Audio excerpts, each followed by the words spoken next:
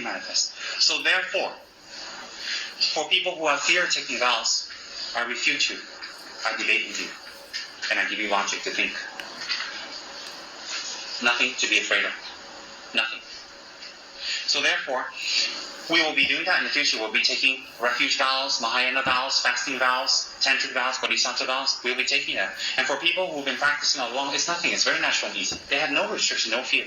So actually, running to the internet, getting relationships, having children, making a lot of money, working, wearing nice clothes, fixing our hair, running here, having a good car, those are all unnatural. Those are all escape. People say, hey, you go to the monastery, you're escaping from reality. No, you're not escaping from reality. You are facing yourself. You cut all distractions away and you face yourself. Actually, when you're in the normal world, abnormal, and you're running after money, running after kids, running after fun, getting married, all these things, you think you're creating happiness. No, you're creating hell. You're creating hell. Very wealthy people, very, very wealthy people, most of them, many of them commit suicide or contemplate on suicide. You hear it all the time. Why? The beautiful people, why? Why is that? Why are they unhappy? They have everything we want. Similarly, people, many parents, when you talk to them after they've had the kids, if you can turn time back, would you have kids again? No. They don't hate their kids. They don't dislike their kids. Once they have their kids, it's prison already. You have to give all your energy to one or two people and hope they turn out right. Whereas people like Mother Teresa, Dalai Lama, they give themselves to all sentient beings, not to one or two people. Imagine Mother Teresa halfway through says, hey, I don't want to be a nun, I want to get married, and she writes love books. And you find out she's got a wedding and she's got a 30-foot train, and happy marriage, you're like, huh? All these people start there, the thousands of people she helped finish. Imagine Dalai Lama 30 years ago saying, hey, guess what, I'm going to get married. I met this cool Tibetan chick and I'm going to get married. In fact, I made two because I'm Dalai Lama one. And then how many people lose out? Imagine Lama Tsongkhapa says, hey, I'm going to get married. Imagine Buddha Shakyamuni, he leaves his wife, leaves his kids, goes to the forest, 2 years later, come back and say, I miss you, darling. What will happen to all of us? Hey, darling, how are you? Hey, Rahula, that's his son. You want to go do some rap? Just think, you want to go play some ball, Rahula? I mean, just think. Actually, the Buddha left. Everybody's like, all the society, Indian people, everybody there, the Kapalapsu, and all his rank, everybody's like, oh God, bad son, bad prince, bad person, unfilial son, very, very bad. In fact, Buddha had so much love and compassion for them. He went and became Buddha and liberated his father, liberated his mother Tushita, liberated his son. His son became an Arhat, the Arhat Rahula. He liberated everybody. And that's why we're here. So Buddha went back and said, hey, darling, I miss you. We were all been running around samsara, not looking at each other. I wouldn't be in this room with you guys. You wouldn't be here with me. Look at you. You wouldn't even be with you. Take a look. But because Buddha stayed in the forest, became enlightened, here we are. Now it's you got a lot of work for me Saturday night. I got to cut my party and come here and listen to the monster. Now I was thinking. Buddha only just went back home. I was very naughty when I was in the monastery. Sometimes when we have to study some dharma texts that are very hard and difficult, a lot of these high lamas who compose these texts, their reincarnations come back in the monastery. They come back, they install them, and they reteach. So I just tell my gurus, hey, who wrote that text? They say, oh, this one. I said, is the reincarnation back? They said, yeah, it's in this monastery, They said, why? I said, I want to go beat him up. He said, why? I said, make me suffer. He writes his book, make me suffer. So sometimes I actually meet up with these rinchis who wrote the book in the previous life, I joke with them, thanks a lot for writing that book. They're like, what are you talking about? I said, make me suffer, I got screamed at for not studying that. I mean, that's evil. So that's kind of me wanting to slap the lamas who wrote those books that tortured me. It's like you guys wanting to slap. Oh, I did not say Buddha. Or not. Oh, no, okay. So Buddha says, Om Mani Padme Hum. So many people became liberated. If you say, oh my darling, finish. Think about it. You follow that example. So why is the Buddha can go to the forest, but you can say, oh my darling. And they say, I'm going to be a Buddha. I'm a good Buddhist. I'm a practitioner. I don't have to hold any vows. I don't have to sacrifice anything. I don't have to give up anything. But I'm a good Buddhist. Why are you a good Buddhist? What's the definition of a good Buddhist? A definition of a good Buddhist is one who cuts self-cherishing mind.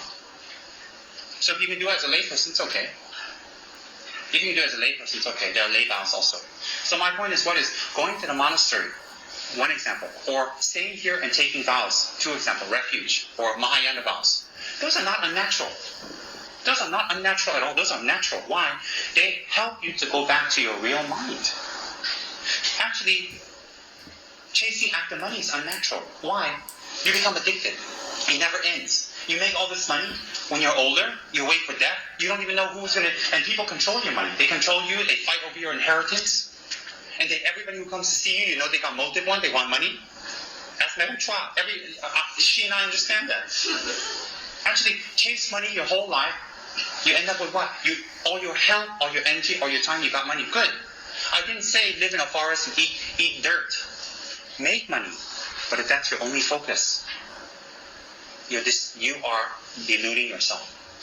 Some people chase after a beautiful girl, beautiful boy. Some people chase after a beautiful relationship. I didn't say don't have a relationship. I'm telling you that is not your answer. So if you put all your hopes in that, you'll be sadly disappointed. Your relationship will come out bringing unhappiness in the end. Most of the time. Most of the time. Why is that? Why is that? That's not the cause for you to be happy. To limit yourself to one person, to limit yourself to one being, to limit yourself to one set of rules. Just make money. Just live. Just eat. How do you become happy? What about your next life? What about when you die? Just think if you were to die tonight. If you were to die tonight, having kids, having made money, having a beautiful house, having inheritance will not help you at the time of death. Why do I use that? All of us will die. All of us. Maybe tonight. You see, I like this is my favorite. In 60 years, within 60 years, everybody in this room will be dead. Everybody. It's confirmed. Within 60 years, everybody in this room will be dead. You see, if you say, hey, you smoke, get cancer, there are plenty of people smoke until they're 80, they don't have cancer. But death? No. Within 80 years, 60 years, everybody in this room will be dead. What will help you when you're dying? What will help you when your eyes are closing and you lose consciousness? If you're going to take a higher rebirth, you become cold from your feet first. And the heat travels up and the wind travels up. When you're going to take a lower rebirth, your head becomes cold first. Your upper body becomes cold first. And your feet remains warm. You lead through the bottom. You can lead through 3 passages. Here, 1, 2, 3. So how you leave is how the heat leaves your body. Because the wind is dissipating. Your mind travels on wind. Qi, in Chinese we call qi. Tibetan we call wind or lung. Travels on the wind. So therefore, when you die and your winds are dissolving, without you controlling it, you're finished already. You're finished. How's having kids going to help you or the kids? Doesn't help. Doesn't benefit you at all. In fact, once you have the kids, no offense, you're stuck. And if your child is a reincarnation of an enemy or someone you've hurted in their previous lives, this child will hurt you in this life again and again, without wanting to hurt you, but creating pain. Burdening your finances, making you sell everything you have. But you can't hate the child because it's your child. You don't even think about hating the child. Even that child can create sickness in your body. How many wonderful mothers have so much sickness after they have babies? Even this child can grow up to become killers or murderers. Or these child can grow up to not care about their parents. Or steal. So sometimes people's children can come back to them. They're reincarnations of their enemies from previous lives. Definitely possible. Or people they have harmed. It's all a chance. It's all a chance. Am I discouraging having children? No. I'm telling you the reality. So that you can focus your lives and have a blend. 50-50. 50 dharma, 50 worldly life. A blend. I'm telling you this to help you, to give you information to meditate. So that you don't give up on everything you have or throw away your responsibility. To not focus all your energies on just that. That is the point. That is the real point. So therefore, look at you. How old are you? How many years do you have left? How many years? What have you accomplished? What have you actually accomplished? We can't even control our dreams. Never mind control where we're going to take rebirth. We can't even control what's going to happen to us if we get sick tomorrow. Never mind our rebirth, what's going to happen to us. So how many years do we have left? What is our priority? Before we heard the Dharma, money, family, fun, entertainment, house, okay. Because we don't know anything else. No one told us. Once we've heard the Dharma, we have education. If someone sits at the table picking their nose and picking their teeth while you're eating, they didn't know. But once they go to high class and they learn how to eat well, they learn how to do well, they don't go there and pick their nose anymore, do they? No. What does that mean? It means when you didn't know, you do, it's like that. If you know and you continue to do, but whether you know or you don't know, karma is the same. For me, for you. Whether I wear robes, whether you don't wear robes, karma is the same. So what happens is, action, body, speech, and mind, karma, action, comes from contaminated thinking, contaminated views, contaminated aggregates. So what happens is, all this has been stored for many years. Many, many years and many, many lifetimes. And it is dormant.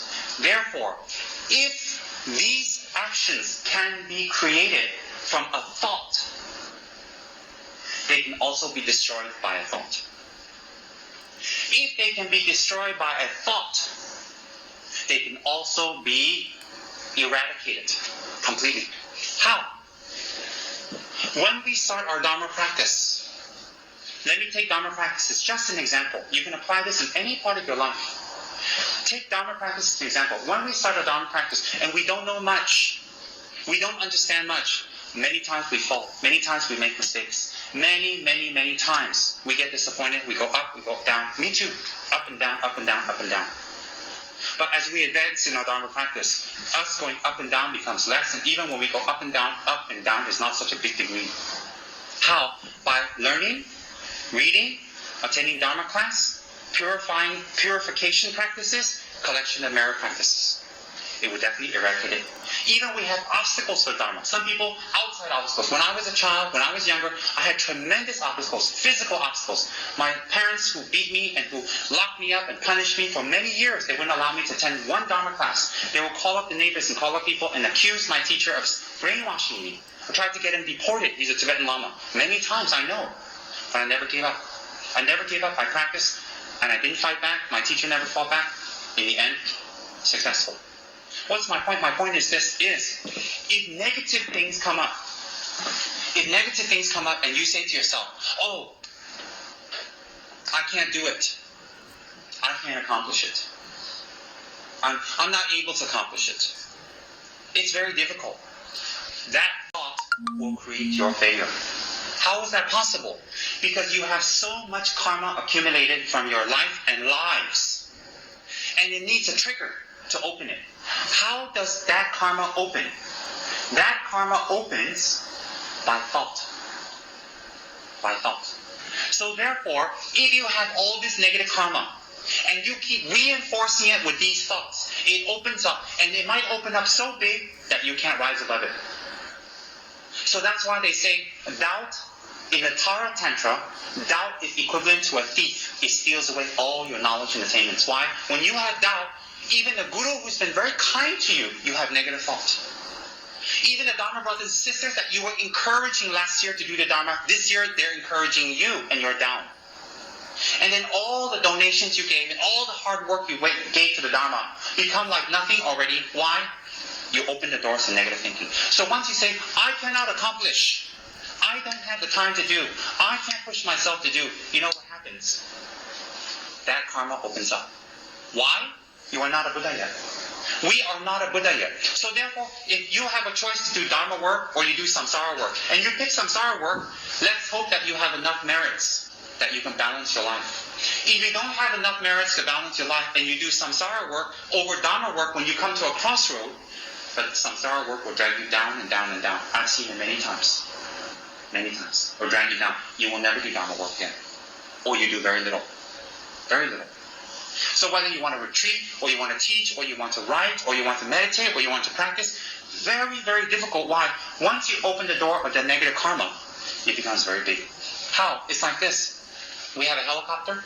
I can put you in the middle of the ocean, or I can put you on an island. If I put you in the middle of the ocean, you can drown. If I put you on an island, you can survive. See, both is don't know. If you can swim, got chance. If you know how to cultivate, you can maybe produce some coconuts and eat, I don't know. My point is what is? That if I put you in the middle of the ocean, chances are you will drown. So if I put you in the middle of the lake, less chance you'll drown. If I put you in the middle of a pond or a small pool, the chance of you drown is very little. The pool or the lake or the ocean is like your karma. If your karma is very big, very heavy.